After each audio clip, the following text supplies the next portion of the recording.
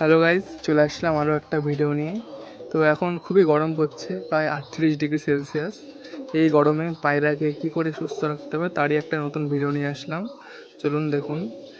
এই যে অ্যালোভেরা গাছটি, অ্যালোভেরা গাছের যে ভিতরে শ্বাসটা থাকে ওইটা পায়রাকে খাওয়াতে হবে।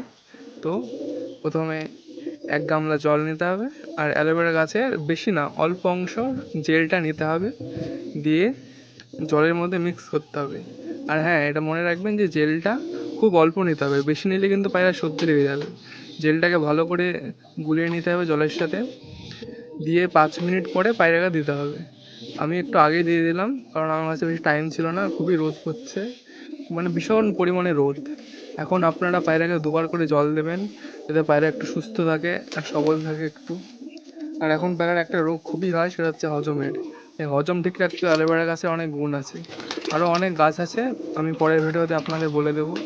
এই গাছপাতা খাওয়ালে পায়রা সুস্থ থাকে, ওষুধের থেকে খুবই ভালো গাছপাতা।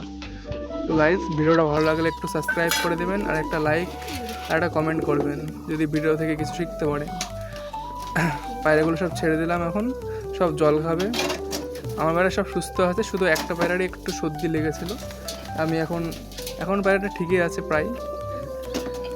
তো গাইজ, ঠিক আছে, এই বলে আমি কথা শেষ করলাম, আর পরে ভিডিওতে আসছি। আর যদি কাউরি পায়রার কোনো অসুখ লেগে থাকে তাহলে আমার এই কমেন্টে বলুন, আমি ওষুধ বলে দেবো।